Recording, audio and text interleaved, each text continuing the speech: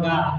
اس سے پہلے ایک شعر ہے: اے محمد زندگیاں بیت گئی اور قلم ٹوٹ گئے، تیرے اوصاف کا ایک باب بھی پورا نہ ہوا۔ اب میں دعوت کا خطاب دوں گا حسین احمد ولی حاجی گل محمد صاحب کو کہ وہ آئے اور سیرت النبی صلی اللہ علیہ وآلہ وسلم پر اپنی تقریر پیش کریں۔ رسول کریم اما بعد فاعوذ باللہ من الشیطان الرجیم بسم اللہ الرحمن الرحیم لقد كان لكم في رسول الله اسوة حسنة صدق اللہ العظیم۔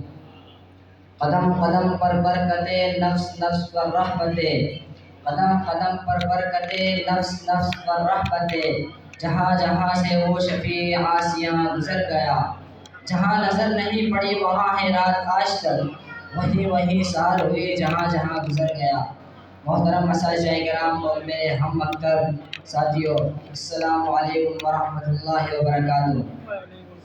سامعین گرامی، جیسا کہ آپ کو معلوم ہے ہر شخص کی زندگی میں 3 ادوار ہوا کرتے ہیں: بچپن، جوانی، بڑھاپا۔ لیکن جس انسان کی شخصیت بیان کی جاتی ہے اس کا آغاز بچپن سے ہوتا ہے اور اختتام بڑھاپے پہ ہوتا ہے۔ لیکن میرے محبوب پیغمبر ساقی کوثر شافی محشر محمد مصطفیٰ احمد مصطفیٰ صلی اللہ علیہ وسلم کی حیات طیبہ مبارکہ کا آغاز بھی عجیب اور اختتام بھی عجیب۔ یہی وجہ ہے کہ کسی نے ام المؤمنین حضرت عائشہ رضی اللہ تعالی عنہا سے حضور صلی اللہ علیہ وسلم کے سیرت کے بابت میں پوچھا تو ام المؤمنین حضرت عائشہ رضی اللہ تعالی عنہا نے جواب دیا: کیا تم قرآن نہیں پڑھتے؟ پورا قرآن میرے مصطفیٰ کی سیرت ہے۔ سامعین گرامی، میرے آقا سید الانبیاء خاتم الانبیاء سرتاج المرسلین محبوب رب العالمین صلی اللہ علیہ وسلم وہ عظیم انسان ہے، ہاں وہ کریم انسان ہے جو سب انسانوں سے افضل ہے، اشرف بھی ہے، بالا بھی ہے،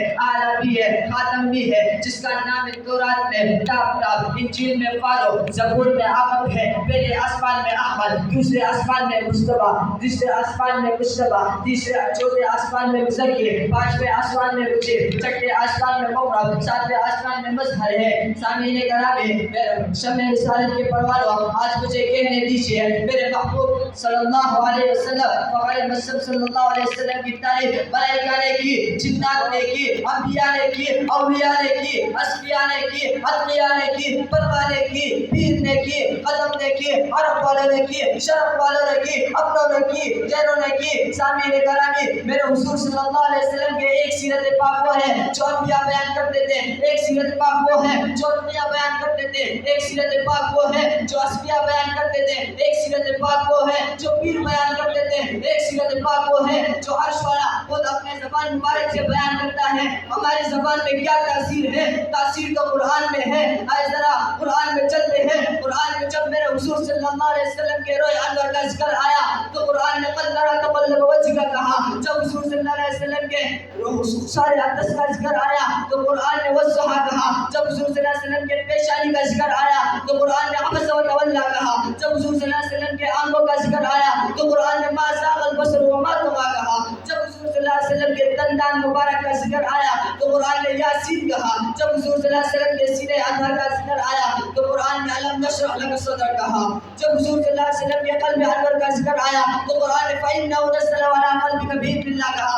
جب حضور صلی اللہ علیہ وسلم کے عمر پاک کا ذکر آیا تو قرآن نے لا کا کہا۔ جب حضور صلی اللہ علیہ وسلم کے گفتار کا ذکر آیا تو قرآن نے وما ينطق عن الهوى کہا۔ جب حضور صلی اللہ علیہ وسلم کے عبادت کا ذکر آیا تو قرآن نے یا ایھا المزمل قم الليل الا قليلا کہا۔ جب حضور صلی اللہ علیہ وسلم کے دعوت تبلیغ کا ذکر آیا تو قرآن نے یا ایھا المدثر قم فانذر کہا۔ جب حضور صلی اللہ علیہ وسلم کے جہاد کا ذکر آیا تو قرآن نے وما رميت إذ رميت ولكن الله رمى کہا۔ جب حضور صلی اللہ علیہ وسلم کے زبان مبارک کا ذکر آیا تو قرآن نے لا تحرك به لسانك کہا۔ جب حضور صلی اللہ علیہ وسلم کے معراج کا ذکر آیا تو قرآن نے سبحان الذي اسرى بعبده ليلا من المسجد الحرام الى المسجد الاقصى کہا۔ جب حضور صلی اللہ علیہ وسلم کے مقام و مرتبہ کا علم آیا تو قرآن نے ورفعنا لك ذکرك کہا۔ جب حضور صلی اللہ علیہ وسلم کے اسماء الحسنى کا ذکر آیا تو قرآن نے لقد كان لكم في رسول الله اسوة حسنة کہا۔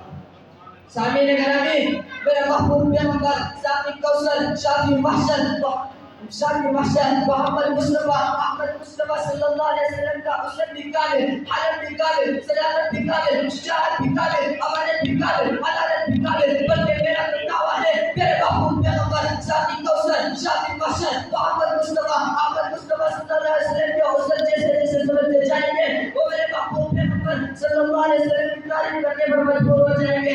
ایسا کیوں نہ ہو. شاعر کہتا ہے یا الہی جسم میں جب تک کہ ہماری جان رہے، یا الہی جسم میں جب تک کہ ہماری جان رہے، تجھ پہ سب نے میرا محبوب یہ قربان رہے. میں رہوں یا نہ رہوں مگر دعا ہے کہ دین محمد رہے اور عزت قرآن رہے. ہمارے